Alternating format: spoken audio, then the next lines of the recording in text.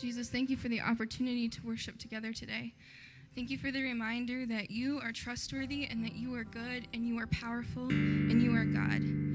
Thank you for reminding us that we can put our trust in you and that we can build our life on you. Prepare our hearts and our minds as Pastor Andy comes to preach the message that you've laid on his heart today. sins. In Jesus' name we pray. Amen. Thank you, Pastor Michaela, for leading us in worship. Good morning, everyone.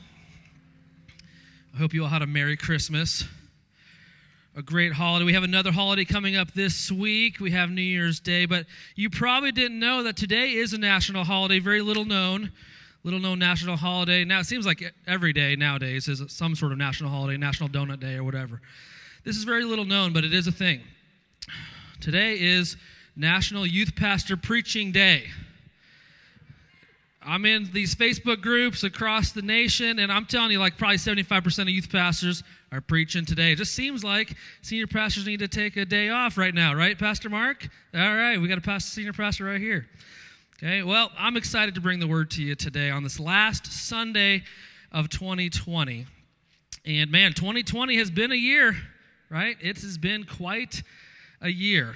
Let's just do a quick recap. Let's just see if we remember anything from 2020. Y'all remember at the beginning of the year we had these Australian brush fires all over Australia? Anyone remember that? Hand up. Remember? Okay, a little bit. And then there was this U.S. drone strike in Baghdad, and a lot of people thought maybe this is going to start, World War III, and it didn't end up doing that. And then Prince Harry and Meghan Markle decided to leave the royal family. I don't know what they're thinking.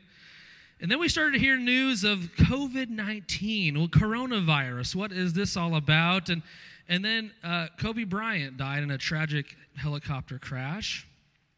President Trump was impeached, and then he was acquitted shortly after, and the stock market crashed. There were Black Lives Matter protests all over the nation. The Summer Olympics were canceled, which was tragic. Then we endured so many political ads and presidential debates. Murder hornets arrived in the United States.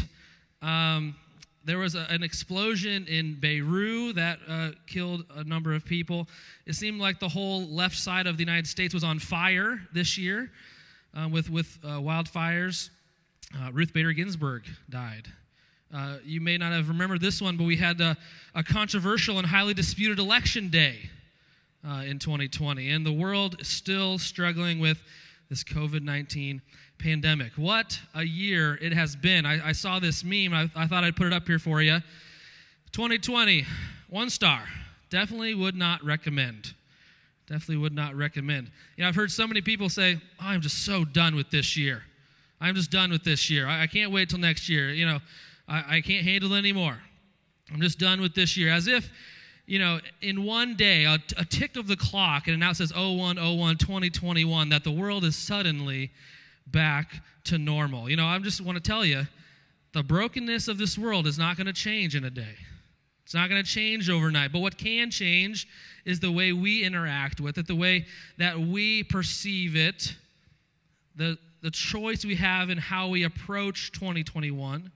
So 2020 should have taught us a lot, an awful lot. If you look at James 1, 2, and 3, it says, consider it a pure joy, my brothers and sisters, whenever you face trials of many kinds, because you know that the testing of your faith produces perseverance. Man, we should have, come through 2020 even stronger than before. Our faith has been tested. We should have great joy. We should have perseverance because we've stood the test that we have endured through 2020. But it doesn't just happen on its own, right? Just because you face difficult times, just because you go through something hard in your life, doesn't automatically mean that you have joy in your life, right? It's a choice. We can have joy because we trust in Jesus, but it doesn't just happen on its own. It's a choice. Our life is the sum of our choices, right? The choices we've made in the past kind of have determined who we are today, and the choices that you make today will determine who you will become and what you can do in the future. And I hope for you that in 2021, you fully trust Jesus. And more specifically, to find joy in the difficult times in our lives, and maybe even in 2021, that we need to make this decision. I choose to surrender and not control. I choose to surrender and not control. So let's be honest. How many of you, in some area of your life, you like to control it? Okay, you liars.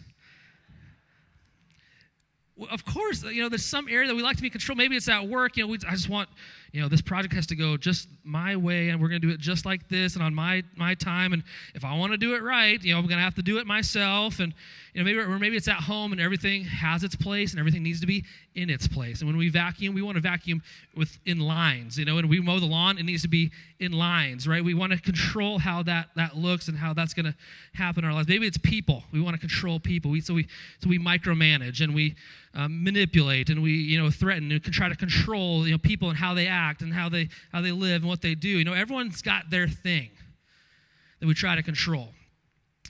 My wife Lindsay, this is dangerous.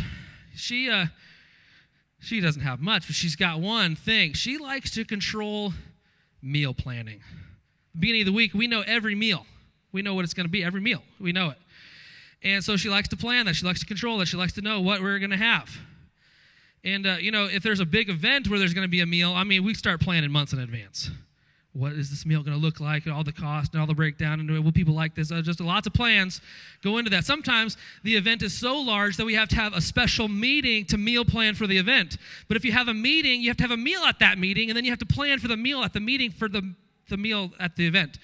It's a thing. See, she has to control things like that, not me. I don't control things like that. I just want to control everything else. Everything else.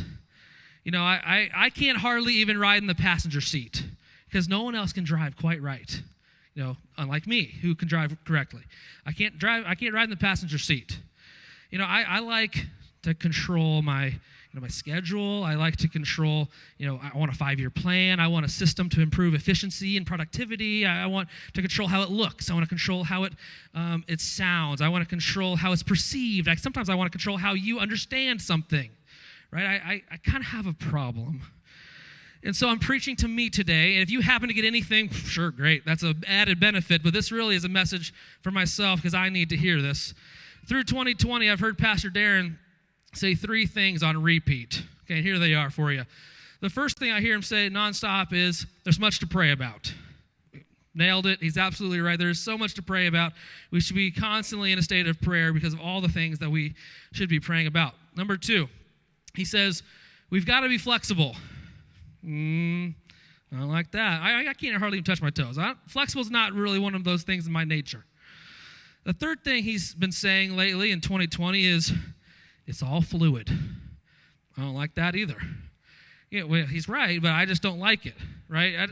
First of all, just the word fluid, I just don't like it very much. It's kind of like moist, right? I don't like the word. But, it's just, I want things concrete. I don't want things sloshing. I don't want, things maneuvering. I don't want sit on a waterbed and they have things. I want it concrete. I want it set. I want it firm. I want to know exactly what it is. Well, 2020, I tell you what, I have learned there's just so much that I cannot control. There's so much that I cannot control. And so I want to choose to surrender and not control in 2021. I want to choose to surrender all of these things to him and not to try to control it all. So I want to look at a passage that's probably one of the most quoted, most popular scriptures. You probably had it cross-stitched on your grandma's pillows at her house, right? And it's Proverbs 3, 5, and 6. Proverbs 3, 5, and 6. Yeah, and this is, while it's wildly popular and well-known, it's also one of the most challenging verses if you truly live this verse. Here's what it says. Trust in the Lord with all your heart and lean not on your own understanding. And in all your ways, submit to him. Now, I know a lot of us, we grew up and we heard it, in all your ways, acknowledge him. And that still translates out pretty accurately. There's also, in that same word translated in Genesis, the same word they used that said that Adam knew Eve. It's this personal and intimate knowledge and trust. In all your ways, submit, acknowledge, trust, know him. And he will make your paths straight. We want to control our own path. I want to control how this is going to go. I want to control how this is going to look. But if we trust and submit everything to him, he will make our paths straight. See, here's the problem with control. The more we try to control, the more we fear we're going to lose control. And the more we fear we're going to lose control, the more we try to control. And the more we try to control, the more we fear we're going to lose control. And it's this vicious cycle of fear that we're trying to control everything, and it just leads us down a terrible path. And essentially, by doing this, we are edging God out and saying, I want to take control. I want to take your place as God because I think I know better. I think my way is better. I want to control my life. I want to control my circumstances. God, you take a back seat and let me do this thing. In Genesis, we see this story of control gone bad. And it's the story of Abram and Sarai, which later become Abraham and Sarah, and they had some control issues, right? They had some control issues. There's a story where, Abraham thought that his life and his family would be threatened, and so he went ahead and lied and took control and told this king that, no, this isn't my wife, Sarah, this is my sister, right? And so, it's just, he's so wanted to be in control that he would make up that kind of story. If you ever tell someone that your wife is your sister, there's problems. You got control problems. But really the most probably well-known and maybe this example, the biggest example of control gone bad was at the very beginning of their story in Genesis. And they were childless, Abraham and Sarah, Abram and Sarai at this point. And they really wanted children, but they were barren and they couldn't have them. They were way up in years, 90 and 100, okay? And so God came to them and said, Abram, I'm going to bless you, and you are going to have a child, and you're going to be the father of many nations. And they were like, awesome. That is exciting. We're pumped. Finally, we've wanted kids, and we're finally going to have one. And then, nothing. And they waited some more, and nothing. And longer, and nothing. And month after month, and nothing, and nothing, and month, and nothing, and nothing. And it's taken too long. And Sarai, just like many of us, when we feel like God's plan isn't going to the correct time that we thought it should, started to take control to make it happen her own way. And here's what Genesis 16, 1 through 4 says, now Sarai, Abram's wife, had borne him no children, but she had an Egyptian slave named Hagar. So she said to Abram, the Lord has kept me from having children. Go sleep with my slave. Perhaps I can build a family through her. Abram agreed to what Sarai said. So after Abram had been living in Canaan for 10 years, Sarai, his wife, took her Egyptian slave Hagar and gave her to her husband to be his wife. He slept with Hagar, and she conceived. So if you don't know the rest of the story, here's what happens next. And maybe a lot of you probably know some of the story, but you maybe don't know the full extent of this story. And it's mind-blowing to think of how this one controlling situation has caused chaos throughout centuries. So Hagar did give birth to Ishmael, and then God did what he said he was going to do, and Sarah gave birth to Isaac. And if you follow the lineage of these two sons, Ishmael has become the head of the lineage of the Palestinians, okay, in which Muhammad was a part of, and the religion of Islam has come from. And if you follow the trail, follow the lineage of Abraham through Isaac, we see the Jewish nation, Jesus, and the birth of Christianity. So here we are centuries later, still having the tension between the Palestinians and the Jews. And we're still having the tension between these religions, one that follows Muhammad and one that follows Christ. And why is this all still taking place? Because control went bad.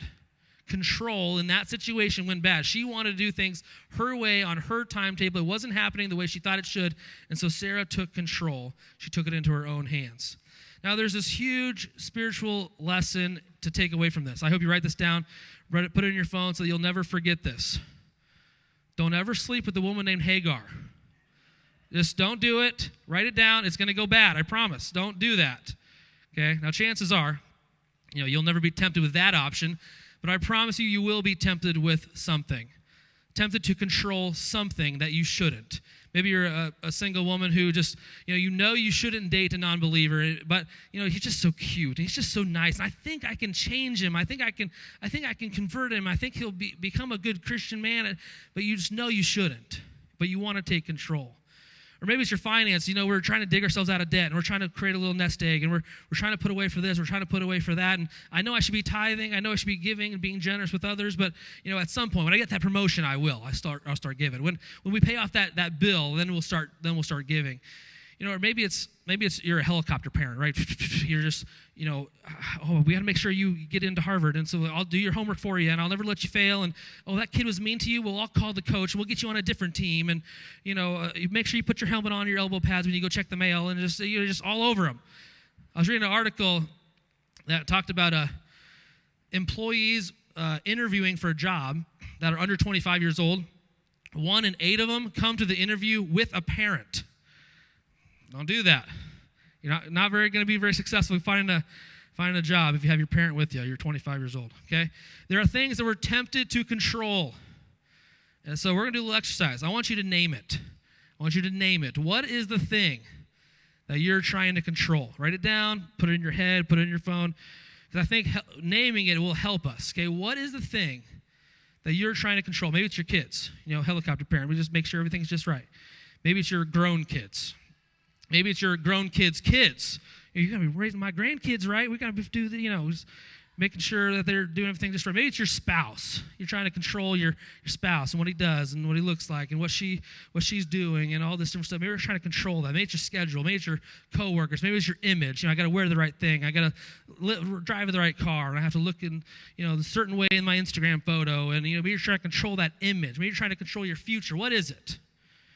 What is it you're trying to control? Now, if you don't want to write it down, just sit back and prove my point.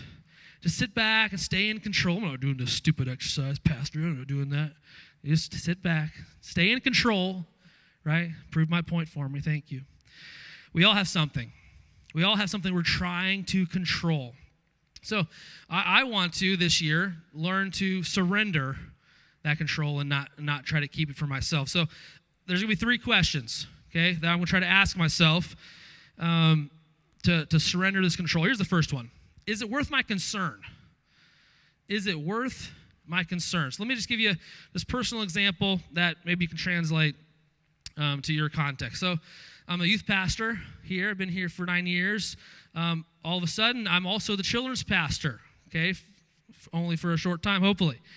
But in this role at the moment, I oversee 44 unique ministries and or groups, okay, 44 of them, and I lead 101 individual leaders, okay, and we minister to 98 kids and 185 teenagers, okay, so this is kind of my sphere. This is what I operate, kind of work with. Do you think that there's anything in these 44 unique and specific groups and ministries that I might want just a little bit different? Yeah. Do you think there's anything in these 101 leaders that I work with that I might just want to correct just a little bit, a style or an action or attitude, a function or role of something? Of course, more than one thing, right? And I could walk into a place, or I could walk into a meeting, or I could walk into a ministry and say, I want to change that, and we're going to change this, and we're going to correct that, and we're going to change that, and this is a different kind of behavior, and we're going to... What do I have to do as a leader, though? I got to be really careful, right? I got to choose my battles. Because if I'm not careful, I'll demoralize the team and hurt the ministry. If I come in and say, we're going to do this, we're going to do that, we're going to do that, we're not going to do this, we're going to do this instead. And of course, there are things that need corrected, things that you can't just let go. But more often than not, it's more important for me just to pour fuel onto the fire of their good work that they're doing already, for me to come alongside and encourage them and support them and ask if there's anything I can do to help them, than for me to try to correct every little thing that I might not like just because it's my preference or the way I might do it. See, we all have to decide this in our own lives, right? We all have these decisions to make. Is it worth my concern? Is it worth me potentially upsetting this person? Is it worth me getting someone so worked up that they quit? Is it so important to me that I would damage a relationship? We have to make this decision. Do I want to control this, or do I want to see growth in my business or growth in my ministry? Do I want to control this, or do I want to have intimacy in my relationships, in my friendships? Do I want to control or the other? We can't have both of these things. We sometimes get so worked up over little things that end up hurting our relationships. And is it worth getting people upset and making people miserable? Just because the towels aren't folded just right. The towel's supposed to be folded like this, and you were folding them like that, and that ain't going to be. We can't do that. Is it going to matter? Is it worth my concern? In 5 years, is it going to matter? Right? And is someone going to come to your funeral someday and come up and give this great, I just love them so much. When I came over to their house, the top of their fan was dusted so nicely. It just blessed my heart. Is that going to matter? Does it matter if the toilet paper's over or under? It should be over, but does it matter? Does it matter which way they squeeze the toothpaste? Does it really matter? Is it worth my concern? Does it matter if the kids walk out of the house without a perfectly matching outfit? They might not get into college. If their hair's a little bit out of whack one day, they might not get in. Is it worth my concern? Now, don't elbow the person next to you. Don't give them a glance. Don't give them a nudge. Don't just look forward. Let me do my work, right? You just stay out of it. Look forward, okay? Let me give you a personal example here. So this spring, I planted grass seed and fertilized and did all the things. You watch YouTube and do the things. I want a nice, thick, luscious grass to run my hands through and lay on it. I don't know why. I'm never outside. And so I did all this work on this grass, and then this was in the spring, and then in June, Ellie had her birthday, June 1st. And what did we get her? A swing. Hung it in a tree. You knew what happened, right? Now I got a dirt patch in the yard. There was nice, luscious grass there before, and now dirt. Now, so what are we going to do about this? We're going to have to figure something out. Maybe I need to build a mechanical pulley system that just pulls the swing back and forth, or cut their feet off. I'm not sure what we're going to have to do. We got to figure something out. We got a dirt patch now. And Lindsay reminded me, she just said this to me a couple days ago. I don't know what is wrong with her.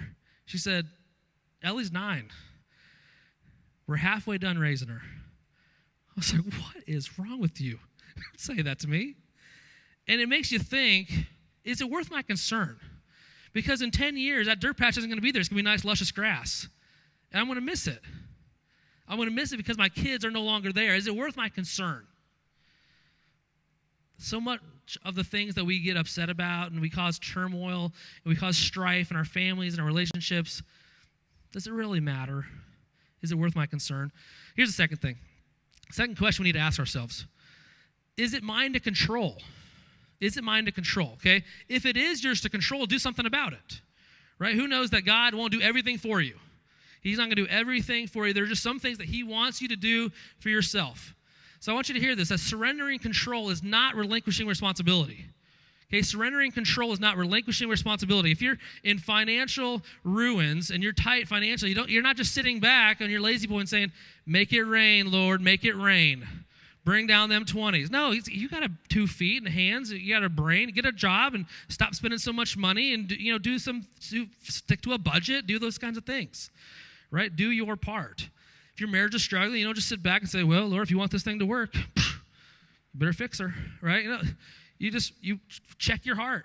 Figure out if there's something that you should be doing differently. Suggest counseling. Get a part of a small group where you can be encouraged by other Christian couples.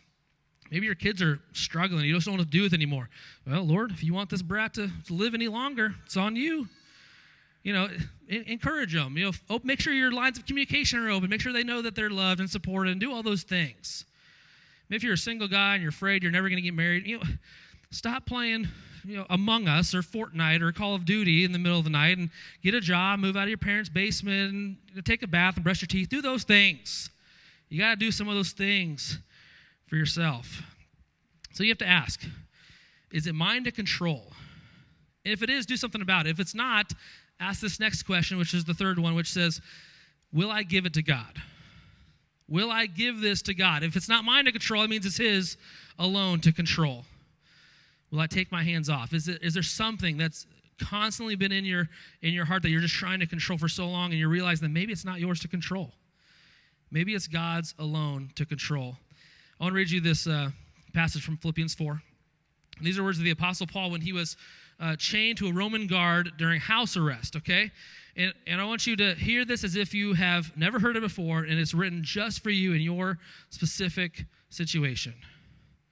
It says this: do not be anxious about anything. Anyone anxious last week? Anyone anxious the week before? That's what we're talking about. Do not be anxious about anything. But in every situation, by prayer and petition, with thanksgiving, present your request to God. Don't ever offend God by saying, well, all we can do now is pray. All we can do now is pray. I've done everything I can do. All we can do now is pray. I can just imagine God in heaven going, well, you're toast if you're leaving it all up to me. Prayer should never be our last resort. The last thing we do after we've tried to control everything ourselves, we say, oh, well, all we can do of grace. We have access to God. He hears our prayers. He's a God that says, with me all things are possible, and that he works all things together for the good of those who love him and have been called according to his purposes. I can take her to God. I can take him to God. I can take my ministry to God. I can take my situation to God. I can take every request to God. And when I do that, when I choose to surrender, when I choose to not lean on my own understanding, when I choose to submit to him in all my ways, it says the peace of God that transcends all understanding. We don't even know why we have it. When someone says, how can you be so calm? How can you be so at peace? How can you have joy in your life when you're going through all these difficult things? I don't know. I don't know why. I trust God. The peace that transcends all understanding will guard your hearts in your minds in Christ Jesus. See, when you try to control what you can't control, you get anxious. But when you give God control of the things you can't control, he gives you peace. He gives you peace. So, when you ask yourself, will I give it to God? Is it only for him to control? I think sometimes we just have to realize what is ours and what is not ours. You're in a marriage and your spouse is making bad decisions, and you have to ask yourselves, can you change your spouse? Can you change your spouse? Let me give you the answer. No, you can't. Some of you think you can, but you can't. You can make them miserable. You can make them crazy. You can drive them away. You can conform their behavior maybe just for a little bit until they just get so resentful to you that they start kicking back. You can't change them. But can God change your spouse? Yes. Will I give it to God? I hope your answer is yes. I trust you, God. I trust you with this. Can you heal your loved one who's sick? No. You can, encourage them. You can pray for them. You can take them to the doctor for their appointments. You can help them eat right. You can do those things. Do what you can do, but you can't heal them. But God can. Will you give it to God? Will you give that to God? Can you control your kid's future? No, I can't. I can't control their future. You can threaten them. You can drive them away. You can build a wall where there's no communication or trust. You can helicopter them forever. But you can't control them. You can invest in them. You can pray for them. You can support them. But you got to give them to God. Surrendering that control. Now, I don't know what's going to happen in 2021. I don't know what's going to happen in 2021. I pray and I hope that it will have some sense of normalcy for us. I pray that I can hug my teens again. I pray that I can have my friends over to my house again. I pray that I can see my niece and nephew more than once a year. I pray for those things. I pray that we can see unity in our church. I pray that we can see unity in our country, in our nation, in our world. But I don't know if any of that will happen. I don't know. I don't know what's going to happen, neither do you. But I know the one who does. And I want to trust in him. I want to surrender control to him. Let me read this one more time. Proverbs 3, 5, and 6. Trust in the Lord with all your heart, and lean not on your own understanding. In all your ways submit to him, and he will make your path straight. See, when you follow Jesus, you're not in control. When you follow Jesus, when you submit to him truly, you are no longer in control. I want to end this message and begin our year in a posture of prayer, in a posture of surrender. And I invite you to come to an altar, kneel at your seat, kneel at the stairs to remain distant or whatever you need to do. But I want to start that way. Maybe you want to come and pray for your family. Lord, I don't know what's going on in my family. I can't control it anymore. I give it to you. Maybe it's your kids. I don't know what to do, Lord. I don't know how to help. I don't know what is wrong. Can you surrender it? Will you surrender it to God? Maybe it's your relationship. Maybe it's your spouse. Your marriage is on the rocks or whatever. God, I can't control it anymore. I've been trying too long, and I want to just give it up. I want you to surrender it. Maybe it's your job. Maybe it's your finances. God, I don't know how we're going to make it. Are you willing to give it to God? Maybe it's your future. I don't know what to do next. I don't know what next step. Do I get education? Do I find a new job? Do I move? I don't know. Will you give it to God? Will you surrender that? Maybe it's your health. Maybe it's your lost friends that don't know the Lord.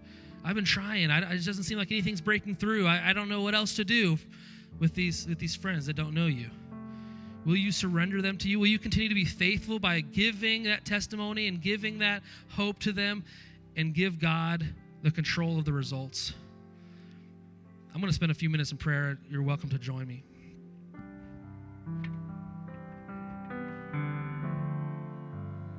I surrender. I surrender. Lord, I surrender my life. I give it all to you. I surrender.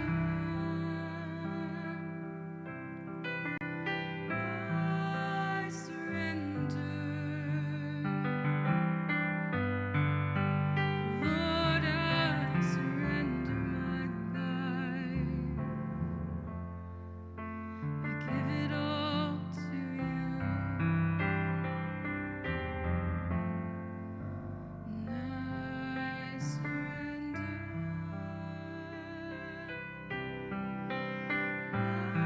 I surrender. Lord, I surrender my life.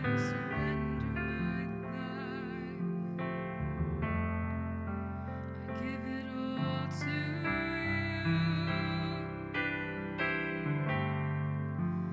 I surrender.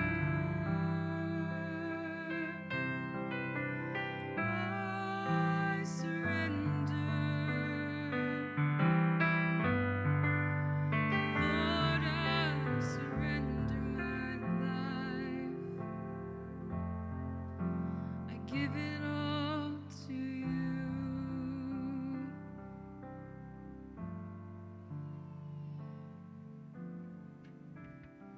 God, we surrender. We're waving the white flag. God, we can't control any of this. God, we want to just trust in you. Because we know that you hold the world in your hands. Your ways are higher than our ways. Your thoughts are higher than our thoughts. God, we want to give you full control of what you want to do in our lives, in our church, in our community, in our state, in our nation, in our world. God, we just want to be used of you.